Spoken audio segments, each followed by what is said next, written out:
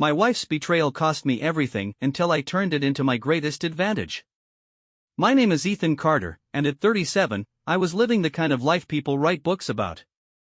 I'd taken a tech startup from a flickering idea on my garage laptop to a mid-sized juggernaut, poised to launch an AI security system that would rewrite the rules of the game. I'm the guy who thrives on strategy, the one who sees 3 moves ahead while everyone else is still fumbling with the board.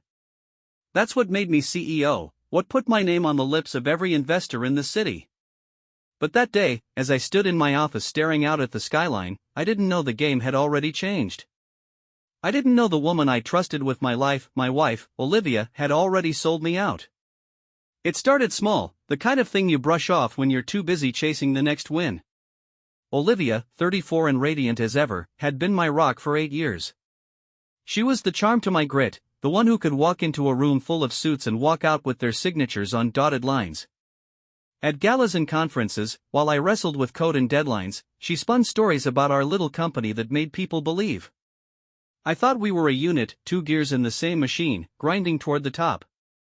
But lately, she'd been slipping away. More nights out at networking events, more excuses about building connections, more hours where her phone buzzed and she turned it face down with a tight smile. I told myself it was nothing, she was ambitious, just like me. I didn't see the resentment brewing beneath her perfect facade. Then there was Jason Whitmore, 42, my shadow in the tech world. He ran a rival firm, one that grew fat on the bones of others, buying up failing startups, poaching talent, cutting corners. We'd known each other for years, our rivalry a constant hum in the background of my career. He had this grin, sharp and knowing, like he was always holding an ace up his sleeve. I'd never liked him, but I respected his game until I realized how personal he'd made it. That day, as I sat at my desk reviewing the latest project updates, I had no idea Jason was already in my house, in my life, pulling strings I didn't even know existed. The first crack came that morning. My CFO, a wiry guy named Paul who lived for numbers, burst into my office with a look I'd never seen before: panic.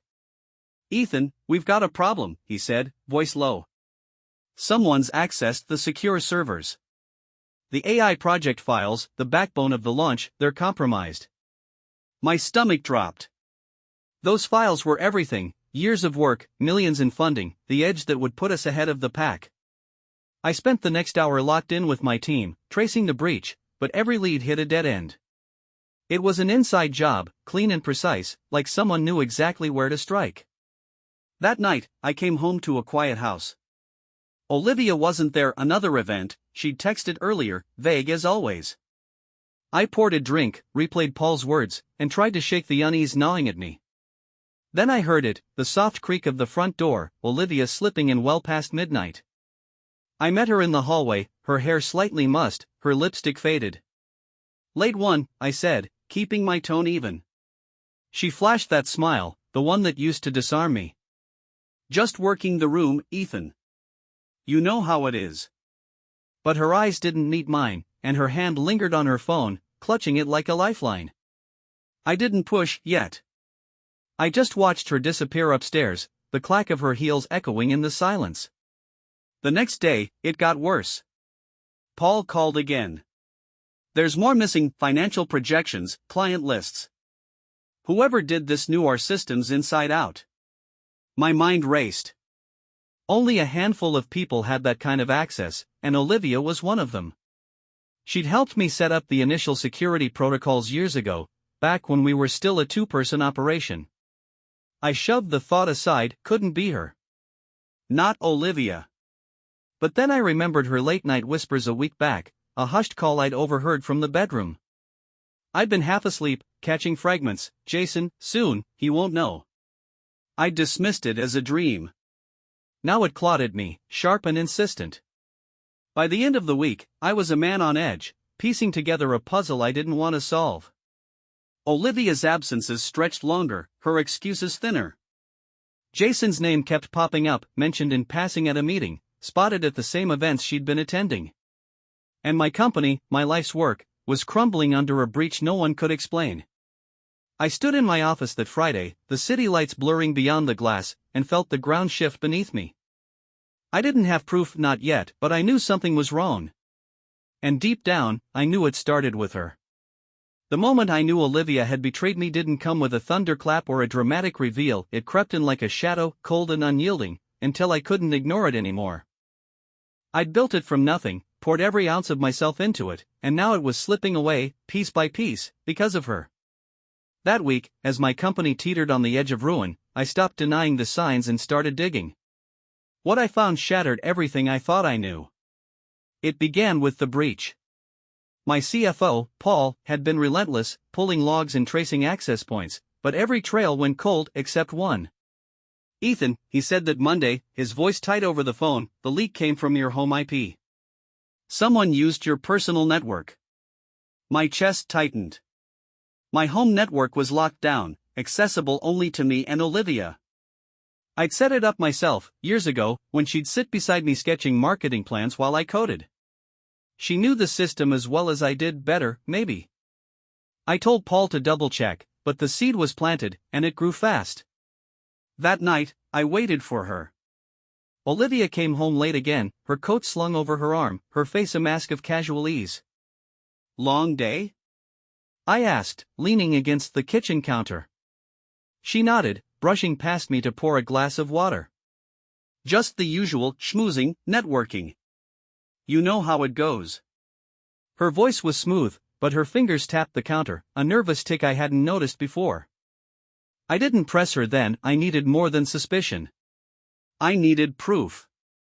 The next day, I checked her phone records. It wasn't hard, we shared an account, and I'd never had reason to look before. What I found stopped me cold, dozens of calls to Jason Whitmore, my rival, stretching back months. Late-night conversations, some lasting hours, clustered around the dates of our biggest project milestones. My hands shook as I scrolled through the list, each entry a nail in the coffin of our marriage. Jason, 42, cunning, the head of a competing firm, had been circling me for years, but this? This was personal. I couldn't stop there. I hired a private investigator, a quiet guy named Mark who didn't ask questions. 2 days later, he called me to a coffee shop downtown. "You're not gonna like this," he said, sliding a folder across the table. Inside were photos, Olivia and Jason at a hotel bar, her hand on his arm, the two of them leaving an event together, her head tilted toward him in a way I hadn't seen in years, a grainy shot of her slipping him a USB drive at a gala. But the real kicker was the report. She'd been meeting him regularly, passing him intel, my intel. Trade secrets, project specs, financials. The breach wasn't a hack, it was a handover.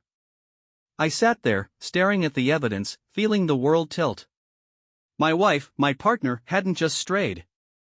She'd sold me out to the man who'd love nothing more than to see me fail. Shock hit first, a numb haze that made my ears ring. I trusted her with everything, my dreams, my company, my life. 8 years of late-night talks, shared victories, quiet moments, all a lie.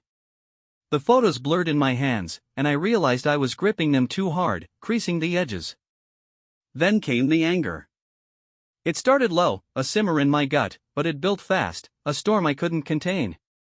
I wanted to storm home, fling the folder in her face, demand answers. How could she do this? Why? But I didn't. I'm not that guy, I don't react on impulse. I plan, I strategize, I win. So I shoved the rage down, let it harden into something sharper, something I could use. I thanked Mark, paid him double, and walked out into the city noise, my mind racing. Back at the office, I locked myself in, replaying every moment. Her distance, her excuses, the way she'd started asking about our finances, probing, subtle, like she was testing the waters. I thought of Jason's smug grin at the last conference, the way he'd clapped me on the shoulder and said, "Keep up the good work, Carter." He'd known. He'd been laughing at me the whole time. And Olivia, she'd played me, used my trust like a weapon. The realization burned, but it also cleared the fog. I wasn't going to let this destroy me. They thought they'd won, but they didn't know me, not really. That night, I watched her sleep. She was curled on her side, peaceful, like nothing had changed. I stood in the doorway, the folder tucked under my arm, and felt the weight of what came next. I wouldn't confront her yet, not until I had a plan. She'd taken everything I'd built, handed it to Jason on a silver platter, but I wasn't done. This wasn't the end of my story, it was the beginning of theirs. And I'd make sure they regretted every second of it. The air in our house felt thick that night, heavy with the truth I'd been carrying for days. She wasn't just leaking my company's secrets to Jason Whitmore, my rival, she was tangled up with him, heart and soul, in a way that made my stomach churn. I'd waited, planned, held the evidence, but that night, I couldn't wait anymore. The folder from the PI burned in my hands, and I needed answers. She was in the living room when I got home, perched on the couch with a glass of wine, scrolling through her phone like it was any other evening. The sight of her, calm, composed, beautiful, ignited something in me, a fury I'd been choking down since I saw those photos of her with Jason. I dropped the folder on the coffee table, the thud loud enough to make her jump. "What's this?" she asked, her voice light, but her eyes flickered with something, fear, maybe. I didn't answer. I just opened it, spread the contents out, call logs, pictures of her laughing with him, the USB drive exchange. Her face went pale, and for a second, I thought she'd deny it. "Explain," I said, my voice low, trembling with the effort to keep it steady. She set her glass down, slow, deliberate, like she was buying time. "Ethan, it's not what you think," she started, but I cut her off, slamming my hand on the table. The wineglass wobbled, and she flinched. "Don't," I snapped. "Don't lie to me. I know about Jason. The calls, the meetings, the secrets you fed him. My company's dying because of you, and you're sleeping with him too?" Her mouth opened, then closed, and for the first time in years, I saw her falter. Olivia, the woman who could talk her way out of anything, looked cornered. "Okay," she said finally, her voice softening, pleading. "Yes, I've been talking to Jason. But it's not what you're making it out to be. He approached me months ago, at that gala in Chicago. He said he admired what we were doing, that he wanted to collaborate. I thought I was helping us, Ethan, building bridges." "Helping us?" I laughed, sharp and bitter, pacing the room to keep from losing it completely. "You handed him my project files. You gave him everything I've worked for. And those pictures, your hand on his arm, sneaking off together, that's collaboration?" My voice cracked, and I hated it, hated how much it still hurt. She stood, stepping toward me, her eyes wide and desperate. "It wasn't supposed to go that far," she said. "Jason, he's persuasive. He made me feel like I mattered, like I wasn't just your shadow. You're always so wrapped up in the company, Ethan. I needed something for me." I stopped pacing, staring at her. "So you slept with him because I was busy? Because you felt ignored?" The words tasted like ash. She shook her head, tears welling up now, her perfect mask crumbling. "It wasn't about that, not at first. He listened to me, Ethan. He saw me. And then, one night, after too much wine, it just happened. I didn't mean for it to keep going, but he had this hold over me. I couldn't stop." "Couldn't stop?" I roared, my control slipping. "Do you know what you've done? We're losing clients, investors, everything. And you're crying about feeling unseen?" I grabbed the folder, flung it across the room, papers scattering like confetti.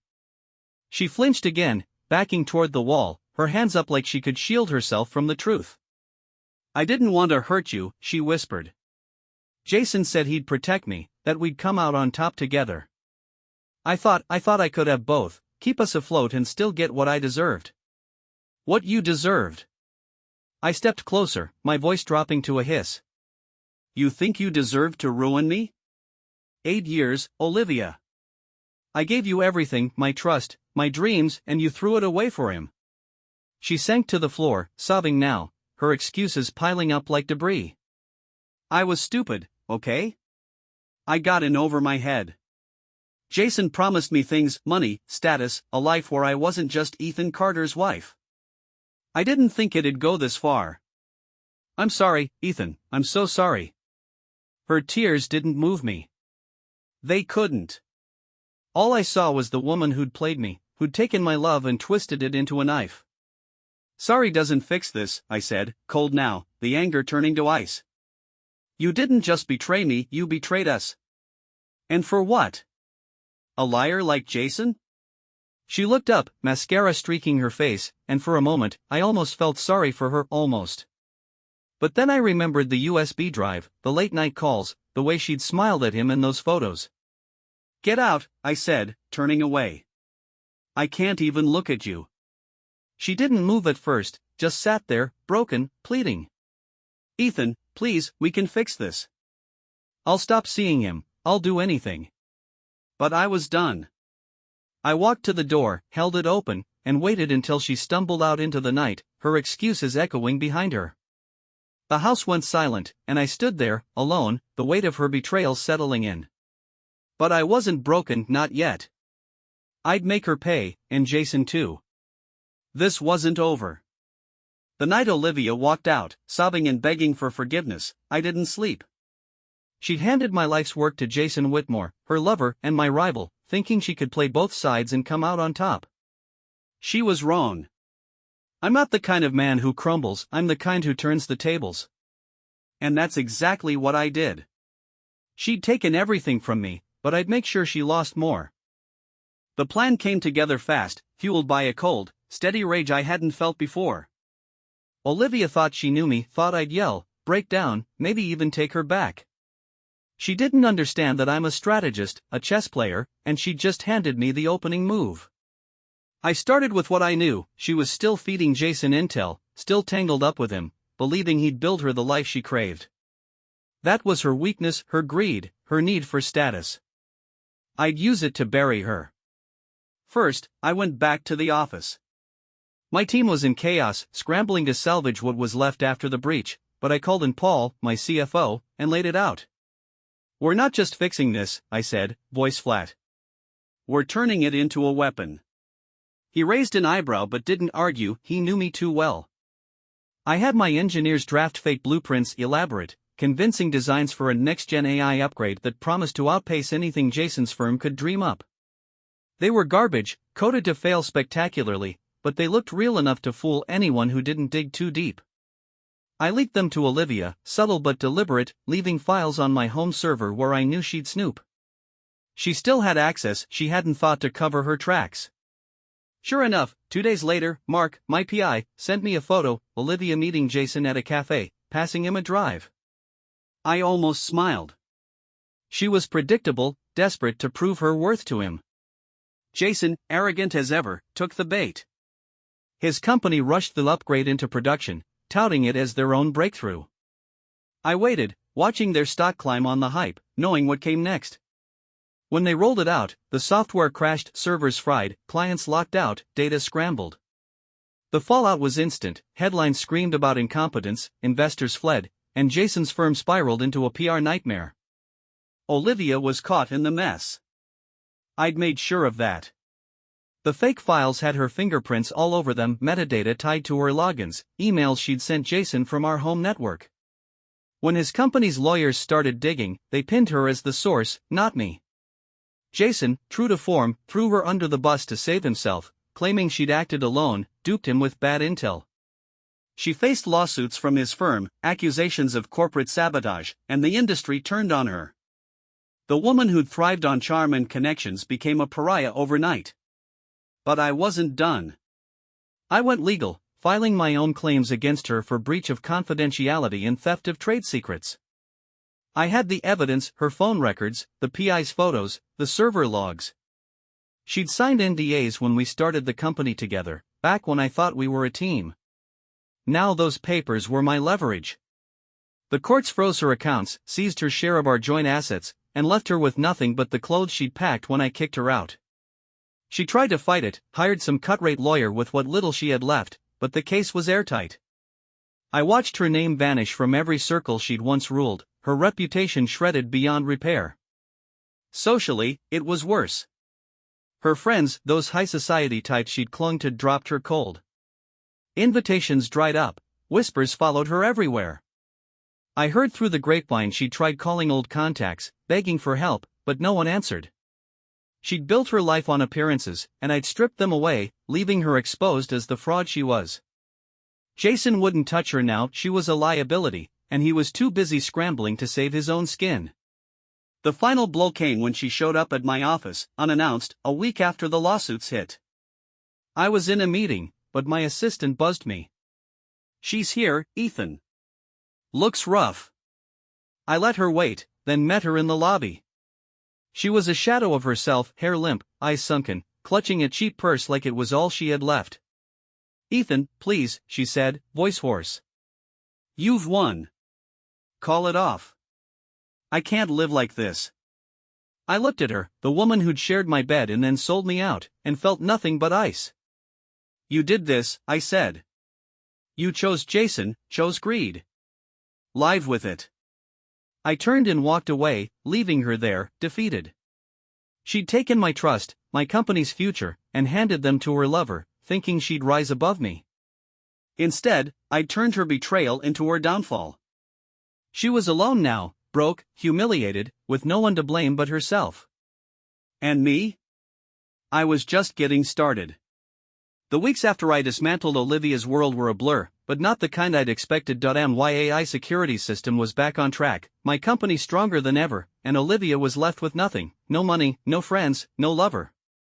I'd won, but victory didn't feel like I thought it would. Standing in the wreckage of our 8-year marriage, I traced the arc of my emotions: shock, rage, a hollow sadness, and finally landed on something like peace.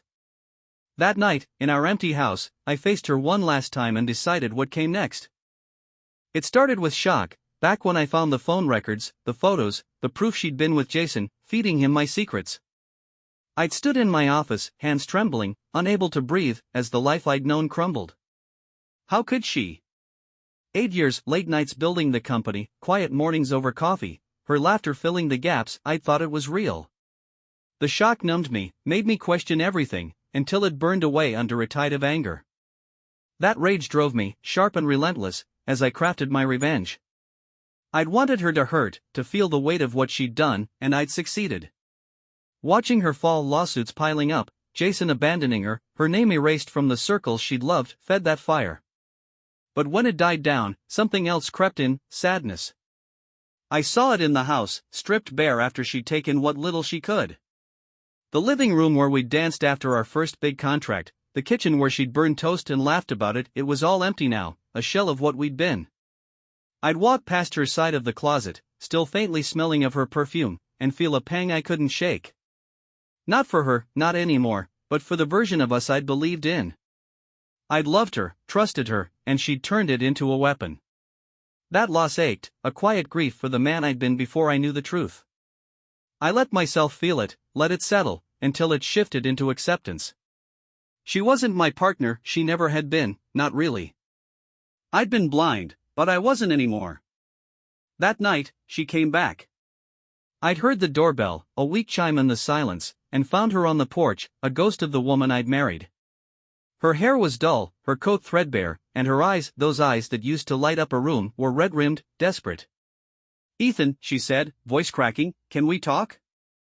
I should have shut the door, but something, curiosity, closure, made me step aside. She shuffled in, glancing at the bare walls, the packed boxes I'd stacked by the stairs. "You're moving," she murmured. "Yeah," I said, arms crossed. "No point staying." She sank onto the couch, the last piece of furniture I hadn't sold, and buried her face in her hands. "I've lost everything," she whispered. "The lawsuits, Jason, he's gone, left me to take the blame. I've got nowhere to go, Ethan. I didn't think it'd end like this." I stood by the window, watching her, feeling the echoes of my journey play out. Shock was long gone, anger a dull ember, sadness a faint hum. Now, I just saw her, small, broken, a stranger. "What do you want?" I asked, voice steady. She looked up, tears streaking her face. "A chance. I know I ruined us, but I'm begging you, drop the suits, give me something to start over. We were good once, weren't we?" Her words hung there, fragile, and I let them linger. I thought of the early days, her hand in mine as we dreamed big, but then I saw Jason's grin, the USB drive, her lies in the confrontation. "We were," I said, slow, "but that was before you chose him. Before you tried to destroy me." "I didn't mean to," she pleaded, standing now, stepping closer. "Jason, he twisted me up, made me think I needed more. I was stupid, Ethan, selfish. I still love you, I always did. I held up a hand, stopping her.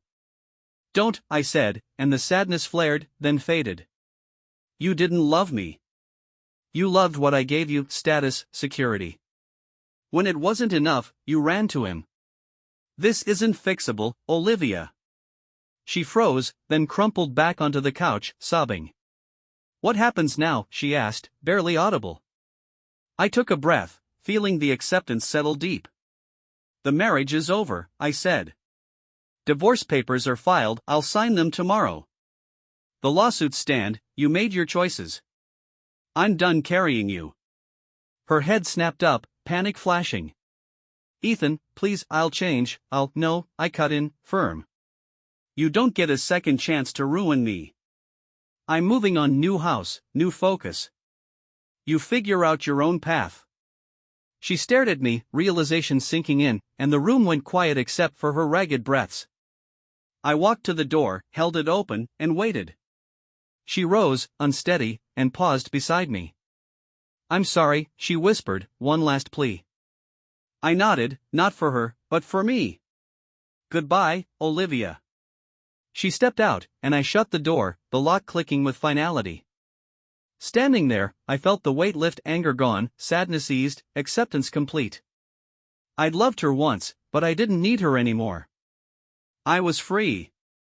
The house was gone now, sold to some young couple with stars in their eyes, and I stood in my new apartment, a sleek high-rise with a view that stretched across the city. But I'd come through it, not just intact but stronger, wiser, with my AI security system now the talk of the industry. Looking back, I saw the lessons carved into every moment, and as I unpacked the last box, I knew what came next. The story didn't end with her, it ended with me. What did I learn? Trust is a luxury, not a given. I'd handed it to Olivia like it was free, built 8 years on a foundation I never questioned. She'd taken it, twisted it, handed my dreams to Jason, her lover, my rival, thinking she'd rise while I fell. That blind spot nearly cost me everything, but it taught me to see people for what they are, not what I want them to be. I learned I'm not invincible, but I'm adaptable. When the breach hit, when her lies surfaced, I didn't break. I pivoted, turned her greed into my weapon, and rebuilt what she'd tried to destroy. Most of all, I learned that loss isn't the end, it's a doorway. Olivia took my marriage, my peace, but she gave me clarity, a chance to redefine what matters. My company thrived in the aftermath. The fake blueprints I'd fed her, the ones that tanked Jason's firm, became a legend in tech circles, a cautionary tale of overreach, with my name tied to the comeback, not the fall. Investors poured in, drawn by the story of resilience, and the AI system launched to acclaim, locking down networks tighter than ever. Jason's company folded under lawsuits and shame, and last I heard, he'd slunk off to some consulting gig, a shadow of the man who'd grinned at me like he'd won.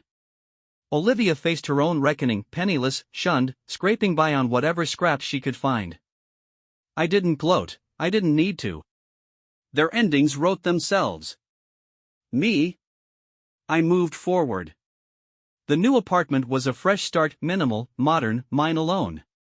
No echoes of her perfume, no ghosts of shared laughter. I liked the quiet, the space to think. Work consumed me, but not like before. I wasn't chasing validation anymore. The company was enough, my team was enough, and I was enough. I'd stopped looking for someone to fill the gaps. Olivia had shown me that love could be a liability, and I wasn't ready to risk it again. Maybe someday, but not now. Now was for building, for proving what I could do on my own terms. I thought about her sometimes, not with longing, but with a kind of detached curiosity. She'd come to the house that last night, broken, pleading, and I'd sent her away. The divorce was final now, papers signed, our ties severed clean. I didn't hate her, not anymore. Hate takes energy, and I'd spent mine on the climb back up. She'd wanted me to fail, to feel her pain, but instead, I'd soared. That was the irony. Her betrayal, meant to crush me, had set me free. I wondered where she was, some dingy apartment, maybe, or crashing with a friend who'd taken pity. It didn't matter. She was a chapter closed, a lesson learned. What's next? More than I'd dreamed before. The company's expanding, new projects, new markets, a team that trusts me as much as I trust them, which isn't blind but earned. I've got plans, big ones, and no one to hold me back. I travel light now, no baggage, just ambition and the will to see it through. The city sparkles below my window, a map of possibilities, and I feel the old thrill again, not of proving myself to her, or anyone, but of chasing what's mine. I'm not the man I was a year ago, naive and tethered. I'm sharper, steadier, whole. The story ends here, in this quiet moment, with a glass of whiskey in my hand and the skyline stretching out. Olivia and Jason thought they'd rewritten my fate, but they only handed me the pen. I took their mess and made it my masterpiece. Betrayal stung, sure, but it didn't define me, it refined me. Life's funny that way, sometimes the worst thing that happens is the best thing in disguise. I set the glass down, turned off the light, and let the night settle. Tomorrow's another day, and it's all mine.